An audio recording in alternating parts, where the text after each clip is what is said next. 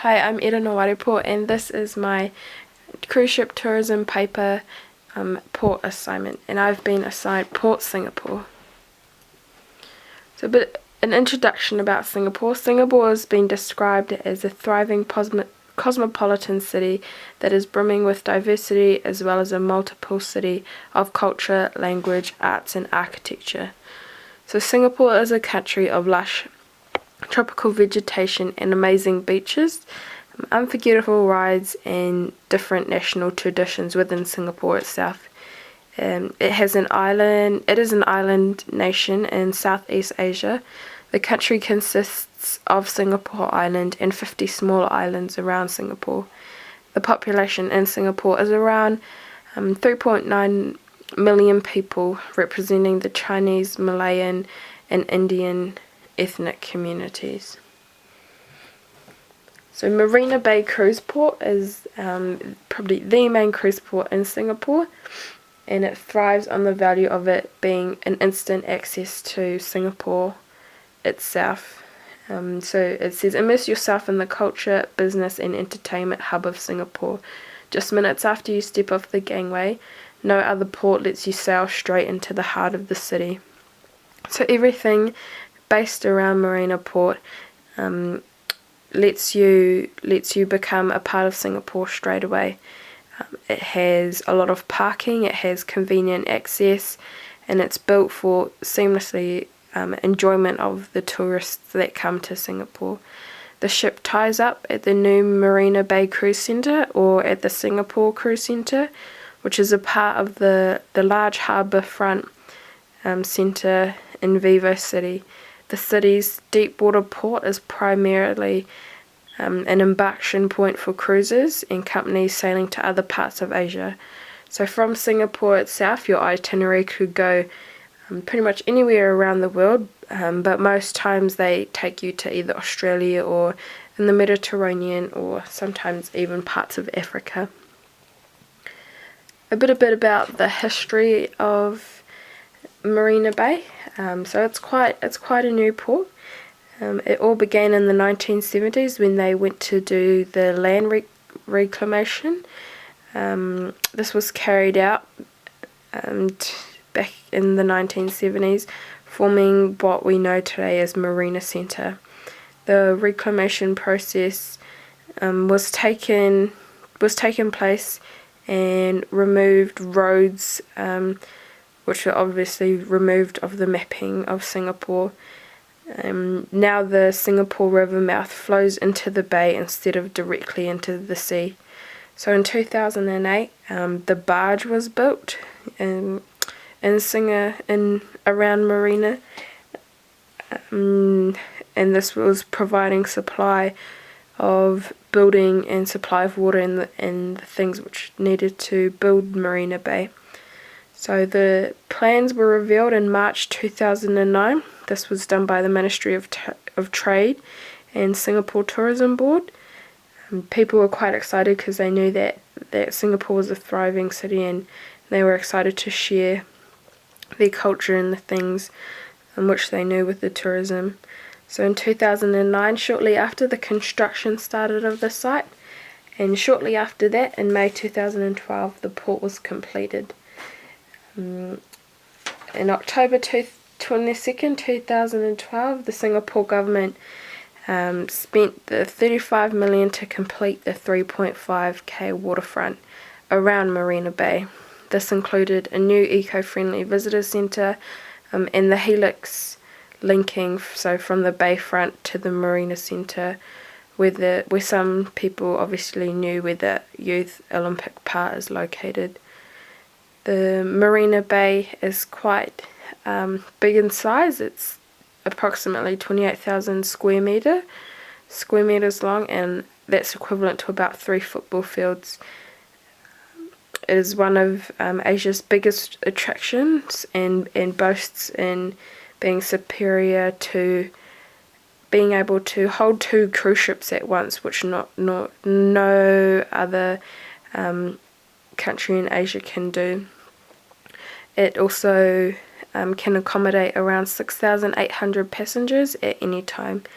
You'll be able to see the the cruise ships, the largest cruise ships come into berth at Marina Bay, as they have the capacity to be able to hold these cruise ships. And through these large cruise ships, it's aiming to establish the country as the cruise hub of Asia. The terminal itself costs $500 million to build and offers an impressive view of the downtown Singapore skyline. The distinctiveness of Marina Bay in the region and the country. So Marina Bay itself, the cruise centre in Singapore is marked as a green mark development. So this means it was a scheme that was launched by the building construction in Singapore to kind of drive stability and to be environmental friendly, and build a bit of awareness among the designers and those that were building the project. The concepts had to be friendly and be able to use the concepts that were in place to be able to sustain and be a part of a long living tourist attraction. The deep waters and the absence of height restrictions provide a large turning basin, even for the largest cruise ships that do come to port at Marina Bay. This means you get to experience faster docking and lesser time waiting in regards to any cruise line that you're going on. Marina Bay itself is geologically perfect and built to accommodate the largest cruises that come into service. These could include the Osiris class vessels, which is the world's largest cruising passenger tourism, which often does dock at Marina Bay. The distinctiveness of Singapore itself is the food and shopping. A lot of people love Singapore and Thai food, so it's a good place to go to experience authentic food and try it out for yourself. And as well as Singapore being delicious in food and in shopping, the crime rates are very low. Everyone knows that strict reinforcements are placed in Singapore, so it's a safe environment for the people that live there and those that do visit. So some positive impacts on the cruise ship tourism. Anywhere a ship does travel obviously boosts the country's revenue. This can obviously be done by the tourism attraction that it brings. The income from the foreigners do bring a significant amount of money into the country, as well as the country itself. It creates multiple jobs on board the ship and off board the ship. So especially in the US, the economy does boost because of the shipping industry, and it continues to grow in every state in the US. It's also an attractive option for a holiday as it visits various destinations. For me, a cruise is a good way to holiday, as you can visit everything or try to fit into place every destination that you do want to visit around a certain area. And it obviously creates an opportunity to learn about the other cultures and ways of life. It can widen your eyes and to see how some people live in the different cultures and their kind of aspects in life that you don't get to see anywhere else. So along with the positive impacts of the cruise ship tourism, there's obviously negative ones. First and foremost, stress can be placed on the destination. With all the tourists that do come on board and kind of bombard the island, it obviously impacts it for the negative side, just because the culture and norms are in jeopardy and people do tend to disrespect what can go on the island. Environmental impacts can be hard to control. So the cruise ship environment impacts, I thought, are two types. So those associated with the ship operations and those associated with the tourist activities. The tourist the cruise ship tourism operation. Things like emissions or anchors, waste disposal, oil spills, anything kind of along those lines that the cruise ship can leave behind. Most major cruise liners subscribe to these guidelines and have strict rules in place for the environmental impacts to be not so high as they would like them. On the other hand, the tourist activities, the behaviour of tourists on board can put the cruise and destination in jeopardy. Tourists in large groups do not behave like they do at home. Instead, groups or even mobs can occur, which can be caused by excess drinking or loud behaviour or showing off behaviour, which is out of character for majority of people, which can cause peer pressure or the norms to be kind of put out the window. Some of the city's merchants and attractions draw heavily from cruise ship trade. Others in the business community, including like lodging establishments or some restaurants, are concerned about the cruise ship passengers crowding their traditional custom base. Locals, and especially those in the downtown historic districts, complain about the impacts and the quality of life when tourists do come on board and disrespect and trash some islands. And obviously an increase of crime can occur when people do tend to disrespect the islands or get a bit silly because of drunken behaviour. The increase of crime and rate do affect the islands, especially places like Singapore where the crime rate is so low. I'm sure they don't appreciate tourists coming around and wrecking that for their country. Infrastructure offered to support the cruise ship tourism is obviously seamlessness. With the Cruise and Fly, it's the region's first air-to-sea transfer service, which kind of bridges the gap between the airport and the cruise terminal, giving you the freedom to experience Asia by land, air and sea.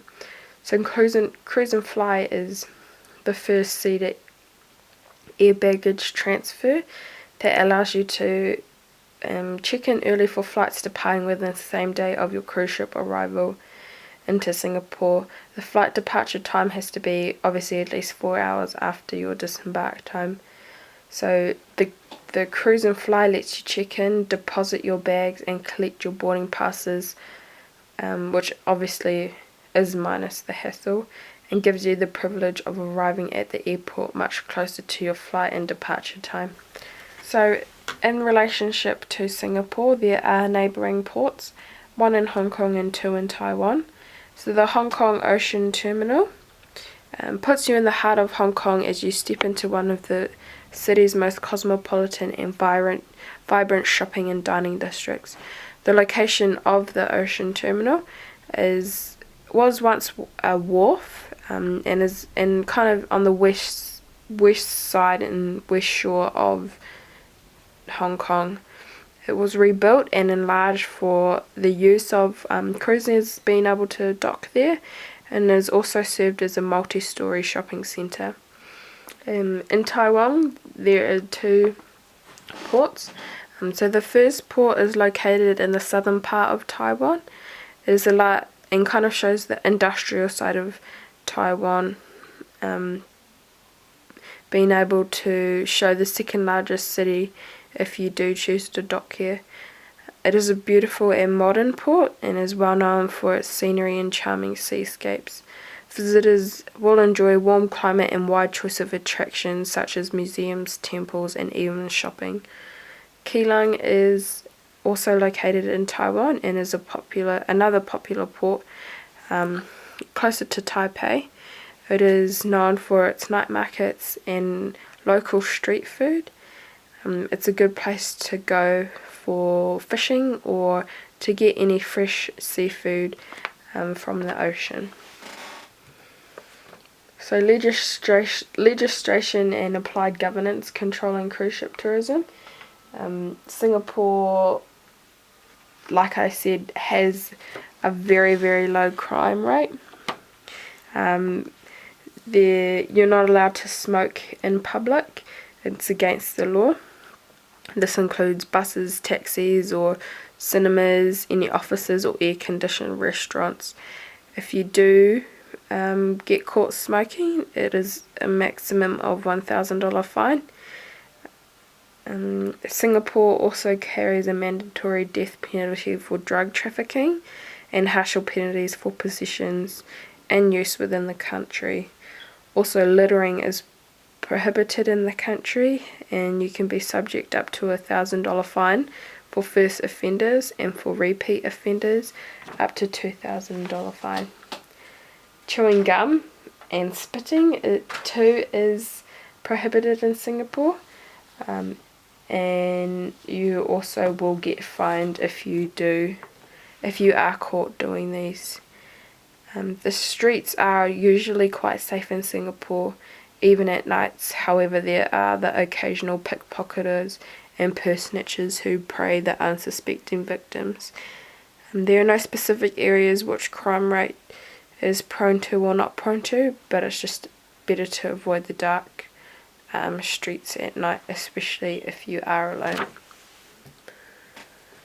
So in conclusion, Singapore is a beautiful place to be, especially by cruise, being able to be in Marina Bay.